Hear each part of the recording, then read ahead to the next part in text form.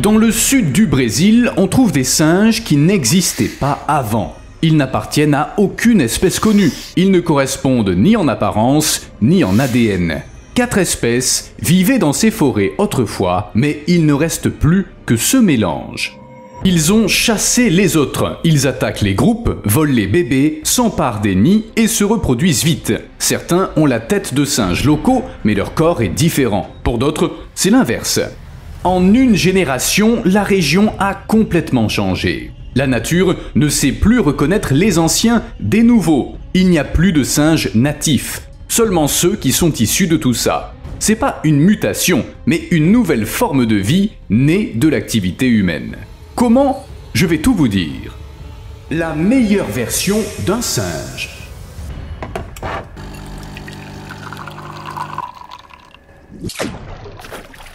Voici un rappel discret de faire un petit quelque chose sous la vidéo. Tout a commencé avec des animaux de compagnie. Des gens possédaient de petits singes partout dans le pays jusqu'à ce qu'il y en ait trop. Quand ils ont grandi, leurs propriétaires les ont relâchés dans la forêt la plus proche. En quelques dizaines d'années, des milliers d'entre eux se sont retrouvés dans la nature. À l'époque, personne ne se doutait que ça marquait le début d'une nouvelle ère pour les singes du Brésil. Ils se sont vite adaptés, ils ont trouvé leurs parents sauvages et ont commencé à s'accoupler. Personne ne surveillait les choses et ainsi la forêt s'est remplie de créatures qu'on ne savait pas identifier. Quand les inspections ont commencé, des milliers de singes ont été retirés à leurs propriétaires. On les a chargés dans des camions et emmenés hors de la ville. L'urgence était de les évacuer. Seulement, on ne savait pas quoi faire d'eux et on les a donc relâchés. Quelques années plus tard, ils s'étaient acclimatés. Les Ouistiti ont appris à vivre dans les villes, à se rapprocher des humains, à prendre la nourriture dans leurs mains. Ils ne cherchent même plus de nourriture, ils se reproduisent et se répandent partout. Ces anciens singes de compagnie ont volé les territoires de ceux qui vivaient là avant eux. En fait, les Ouistiti ont trouvé la vie agréable dans le sud du pays. Dans leur terre natale, la nature est rude, au contraire de la forêt atlantique côtière. Cette dernière est humide et riche en nourriture. Alors, ils n'ont aucune intention de partir. Et puisque les villes s'étendent autour des forêts, ça ne fait que contribuer à leur progression. Quand ces singes étrangers sont entrés dans la forêt atlantique, ils ont trouvé un serveur déjà occupé. La place était prise par les singes locaux, le Ouistiti oreillard et le Ouistiti à tête jaune. 2 espèces rares, les derniers gardiens d'un biome ancien. Les deux figurent sur la liste rouge des espèces menacées.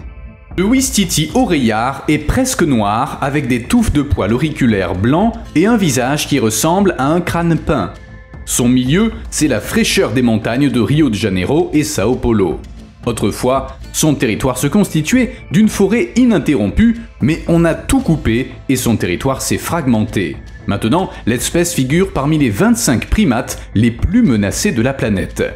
Plus petit qu'un écureuil, le Ouistiti oreillard vit en groupe de moins de 8 individus, dirigés par un couple dominant. Le Ouistiti à tête jaune est doré et vit plus haut, au sommet des arbres. Il est prudent, reste en famille de 6 à 8 individus et passe la nuit dans un abri commun, un trou qui abrite toute la famille. Il vivait dans un monde équilibré, ancien, où chaque branche et chaque fruit avaient leur rôle. Puis, les nouveaux venus sont apparus. Ces Ouistiti vivaient plus bas, ils volaient les fruits et chassaient les singes locaux de leur nid. Sur la carte, une prise de contrôle a commencé, point par point. Les nouveaux singes ne craignent pas les humains, ils ne perdent pas de temps à chercher de la nourriture et ils se reproduisent vite. Les espèces anciennes se retirent de la scène et leur place est prise par des descendants que personne n'attendait. Ces étrangers se sont installés dans le sud-est pour de bon. Ils n'ont pas seulement causé le déplacement des singes locaux, ils se sont mélangés avec eux. Maintenant, dans ces forêts, on ne peut plus dire qui est un natif et qui est un nouveau venu. Les chercheurs ont passé 5 ans à collecter des échantillons sur 49 animaux dans différentes zones et découvert que les Ouistiti oreillards sont désormais porteurs de gènes étrangers. Ils ressemblent à l'espèce originale, mais leur ADN dit autre chose. 3 nouvelles espèces et 4 espèces hybrides, un vrai melting pot génétique. Le sud-est du Brésil s'est transformé en un labo dont la nature ne reconnaît plus les frontières. Pour identifier les singes originaux, les chercheurs en ont capturé pour étudier leur ADN. Les résultats étaient inquiétants. Il y avait moins d'individus purs que prévu. La plupart des groupes sont maintenant constitués d'hybrides. Les croisements continuent et à chaque génération, l'espèce ancienne se dissout un peu plus. C'est pas vraiment une extinction. Les ouistiti ne disparaissent pas, ils se transforment. Extérieurement, ils sont les mêmes. Mais à l'intérieur, ça n'est plus le cas. D'habitude, quand un animal étranger arrive dans une région, il se bat pour la nourriture et le territoire. Mais avec les ouistiti, c'est différent, ils se battent pour les partenaires. Les nouveaux venus forment de grandes familles, jusqu'à 15 individus. Dans un groupe, il y a plusieurs femelles, un ou deux mâles, des petits et des parents éloignés. Certaines espèces forment des couples stables, tandis que d'autres vivent en véritable harem. Les singes locaux vivent différemment. Leurs familles sont plus petites, 4 à 8 membres, rarement plus de 11. Seul le couple dominant se reproduit, les autres aident à élever la progéniture. Ce système fonctionnait jusqu'à l'arrivée des étrangers. Chaque fois qu'un mâle ou une femelle s'accouplait avec un singe de la nouvelle espèce, sa lignée prenait fin. Cet animal ne produirait plus de progéniture pure. Et ça ne s'est pas produit qu'une fois, mais des dizaines de fois. Chaque couple mixte signifie un nid de ouistiti originaux en moins. À chaque nouvelle génération, il reste moins de singes de race pure. Ainsi, une espèce disparaît qui ne possédait pourtant pas d'ennemis. Pas de chasse, pas de catastrophe, seulement un amour déraisonnable. L'apparition de ces hybrides semble improbable. Ces singes sont d'espèces différentes et il n'y a presque pas de tels croisements dans la nature. Il y a 6 espèces de ouistiti au Brésil. Chacune a sa propre coloration, voix et façon de communiquer. Ça leur permet de se reconnaître et de défendre leurs frontières. Mais tout le système reposait sur un équilibre fragile que les humains ont brisé. Quand trop de ouistiti différents se sont retrouvés dans la même région, leur mécanisme de reconnaissance a cessé de fonctionner. Ils ont commencé à s'accoupler entre eux. Maintenant, presque tous leurs descendants sont des hybrides. Les chercheurs parlent de dégradation génétique de l'espèce. En gros, c'est une réécriture du code original. Dans la nature, ce processus donne naissance à de nouvelles espèces. C'est comme ça que la vie a évolué. Mais avant, ça se produisait lentement et naturellement. Maintenant, c'est bien plus rapide à cause des humains. C'est pourquoi les biologistes ne parlent pas d'extinction, mais de redémarrage d'une espèce en temps réel. Ça ne vient pas de nulle part. En plus de la déforestation, de la chasse et du commerce d'animaux, les singes souffrent de maladies. Ces dernières années, le Brésil a connu des épidémies de fièvre jaune et du virus Zika. Les singes hurleurs ont été durement touchés, mais les ouistiti ont souffert aussi. Les hybrides en particulier tombaient malades plus souvent, car ils sont plus vulnérables. Les espèces locales vivent là depuis des millions d'années et elles ont développé une immunité aux virus tropicaux. Mais à cause des croisements avec les nouveaux venus, ce bouclier naturel s'est effrité. Les hybrides n'héritent de la résistance d'aucune lignée. En cas d'épidémie, ils meurent en premier. Les ouistiti ne vivent que 12 à 16 ans. Si dans 20 ans il ne reste que des hybrides, lors de la prochaine épidémie, aucun de ces singes ne sera immunisé. Ça entraînera une extinction de masse. Le plus inquiétant, c'est que personne ne sait combien il reste de ouistiti de race pure. La catastrophe a peut-être lieu en ce moment même. Même en l'absence d'épidémie, l'espèce disparaît. Sur le territoire où vivent ces singes, les croisements sont constants. Les biologistes appellent ça la submersion génétique, quand des gènes étrangers effacent ceux d'une espèce rare. Il y a de moins en moins de singes locaux, de plus en plus de nouveaux venus, et à chaque génération, ça s'aggrave. Les ouistiti ne disparaissent pas, mais ils changent. Chaque fois qu'une femelle donne naissance à un bébé hybride, c'est une chance de moins de sauver sa propre espèce. Et quand une espèce disparaît, même si une autre prend sa place, tout le système s'effondre. Le ouistiti local faisait partie de ce système. Il ne faisait pas que manger des fruits, il transportait la vie d'un arbre à l'autre. Il avait sa routine matinale, il parcourait la canopée à la recherche de fruits, il mordait la peau tendre, avalait les graines et les emportait au loin. Quand ces graines tombaient sur un sol humide, elles germaient, et la forêt se renouvelait. Des milliers d'arbres doivent leur existence à ces singes. Les ouistiti chassaient les insectes, gardant leur nombre sous contrôle.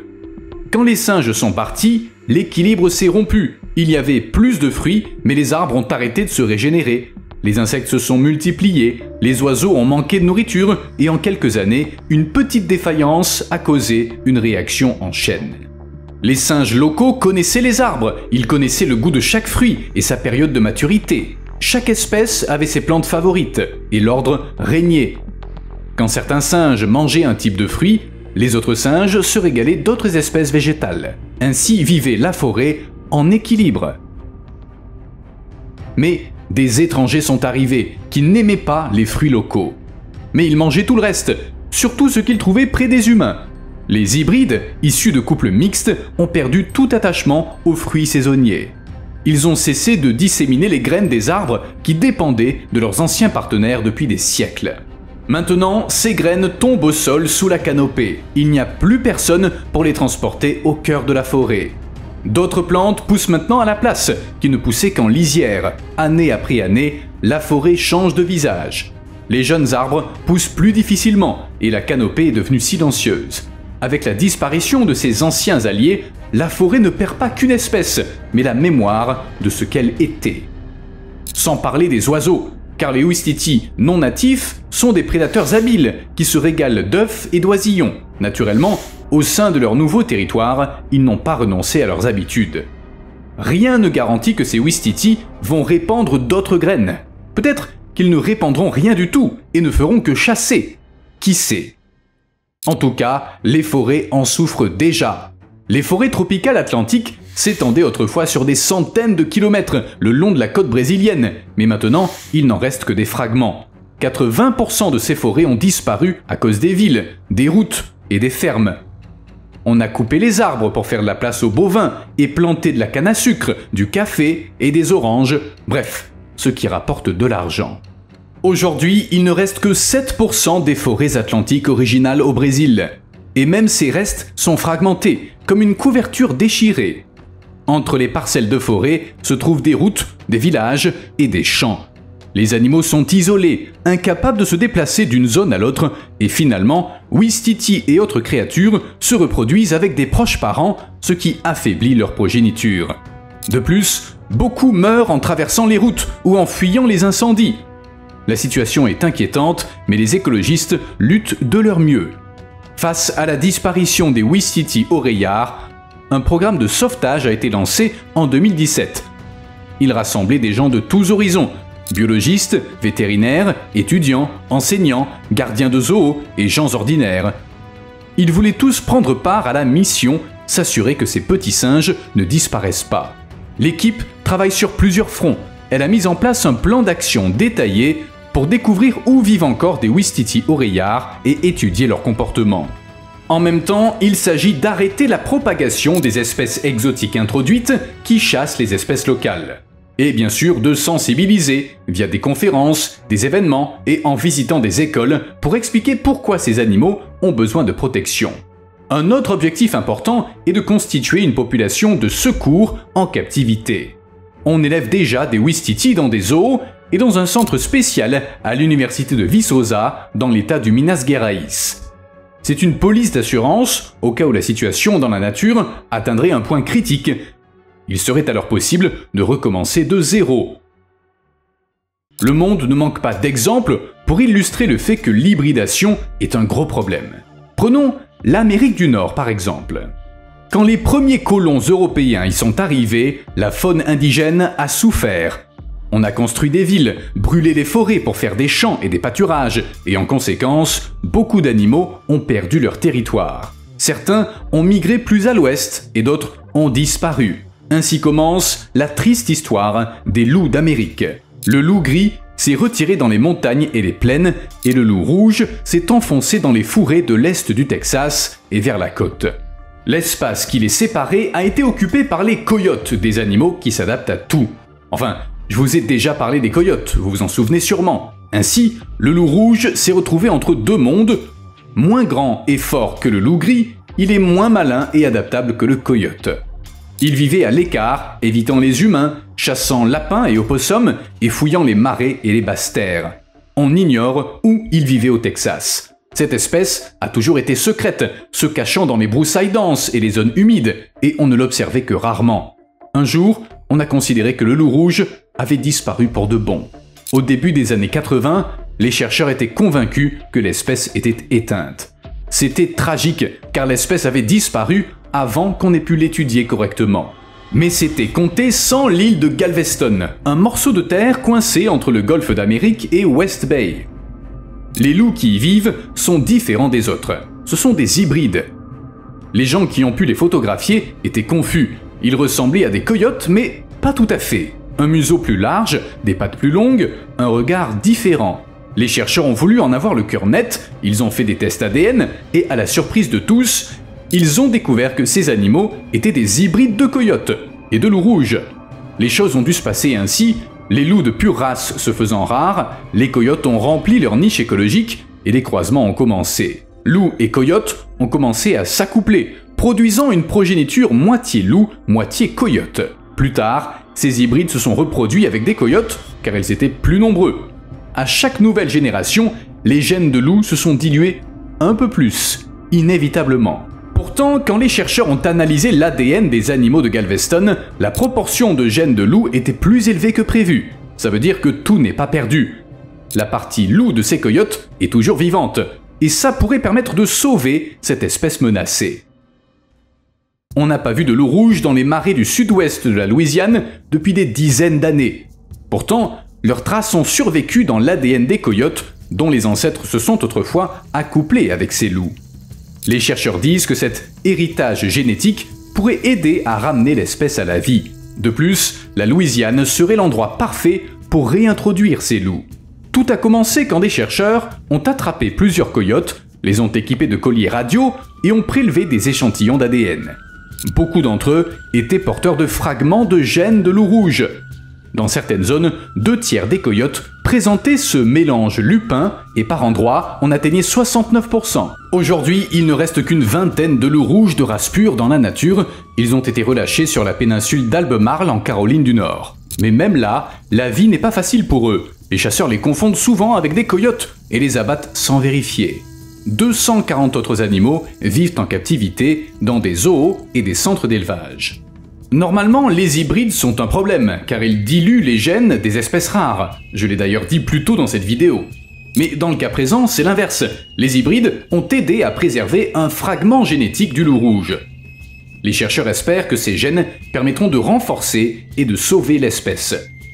Par croisement, clonage ou à l'aide d'autres technologies. Par exemple, grâce au rétrocroisement, qui consiste à élever des hybrides pour recréer une espèce presque pure. Enfin, c'est un rare exemple positif d'hybridation. D'habitude, les choses se passent moins bien. Les chats sauvages ont vécu dans le voisinage des chats domestiques en Grande-Bretagne pendant plus de 2000 ans. Et pendant tout ce temps, ils se sont à peine croisés. Mais il y a 70 ans, tout a changé. Les chats domestiques ont commencé à s'accoupler avec les chats sauvages en Écosse, et en quelques dizaines d'années, les gènes des chats sauvages s'étaient dilués au point que l'espèce a pratiquement disparu. Du moins, c'est ce que montrent les études. Tous les programmes de conservation du chat sauvage d'Écosse, le mammifère prédateur le plus rare du Royaume-Uni, s'alarment de la situation. Les chats domestiques vivent en Europe depuis des milliers d'années. Sans doute, ils sont venus avec des fermiers du Moyen-Orient où ils ont été apprivoisés pour la première fois. Une fois en Europe, ils sont devenus voisins de leurs parents, les chats sauvages. Et avec le temps, ils ont commencé à les chasser de leurs habitats. Au premier regard, ces deux espèces se ressemblent. Chats domestiques et chats sauvages appartiennent au même genre, mais de plus près, la différence est flagrante. Le chat sauvage est 1/5 plus grand, doté d'une épaisse fourrure rayée brunâtre et d'une queue arrondie et touffue. Il a un air amusant et un sacré caractère. C'est un solitaire qui ne supporte pas les humains. Inutile d'essayer, il est impossible de l'apprivoiser. On dirait une peluche, mais c'est un vrai prédateur. Pendant longtemps, chats domestiques et chats sauvages ont vécu dans des mondes séparés. Les premiers se sont installés près des humains, où la nourriture était abondante, ainsi que la chaleur. Les seconds ont choisi le silence et les fourrés, loin des maisons. Les chats sauvages avaient leur propre rythme. Ils ne s'accouplaient que 2 fois par an.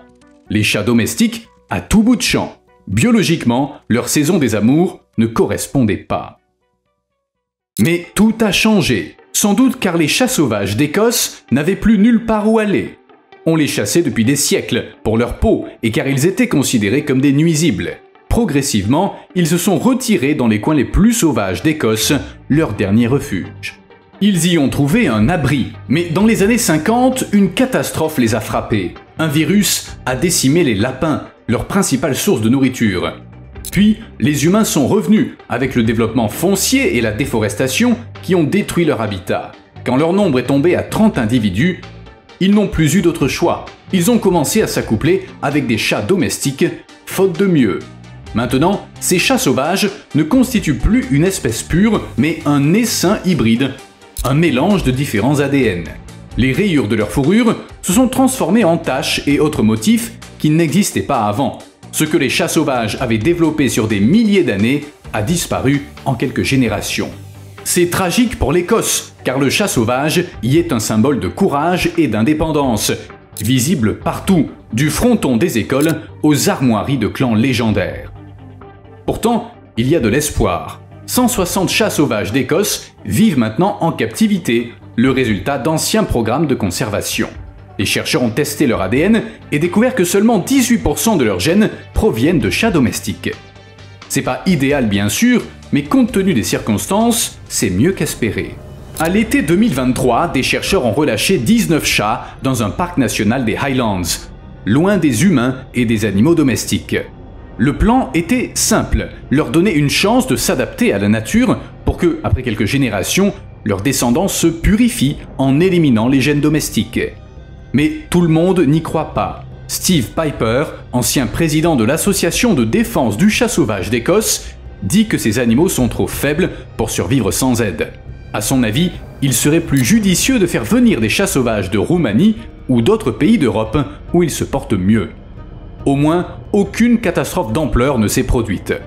Le monde n'a pas pris fin, la nature ne s'est pas écroulée, les gens ont à peine remarqué la différence. Une espèce en a remplacé une autre, c'est tout. Mais ça aurait pu être pire. De 2000 à 2005, une plante invasive a remodelé toute la baie de San Francisco. Il s'agit de la spartine à feuilles alternes, une graminée qui poussait autrefois loin de la Californie. Dans les années 70, des membres du corps des ingénieurs de l'armée américaine l'ont introduite pour renforcer les rives et restaurer les zones après des travaux de dragage, sans s'inquiéter des risques. Erreur! La plante a rencontré une parente locale, Spartina foliosa, et disons, elles se sont bien entendues. Un hybride est né, une plante qui a hérité des meilleurs traits de ses deux parentes. Le problème, c'est qu'elle s'est avérée trop bien adaptée. Elle a vite pris le contrôle des zones d'estran, les vasières où se nourrissent des oiseaux rares. En quelques années, elle a chassé les plantes indigènes et transformé ces espaces ouverts en prairies denses. Les lieux où les oiseaux de rivage erraient autrefois ont disparu sous les fourrés. L'histoire ne s'arrête pas là. L'hybride a aimé les basses terres, mais aussi les zones marécageuses plus élevées. Elle les a occupées, chassant une espèce locale. Et plus elle se répandait, plus la baie changeait. Finalement, ces plantes sont devenues un problème pour les animaux, et l'hybride prospérait aussi dans les eaux stagnantes, là où rien ne poussait avant. En conséquence, le nombre de moustiques a explosé. Il est devenu impossible aux humains de rester près de l'eau.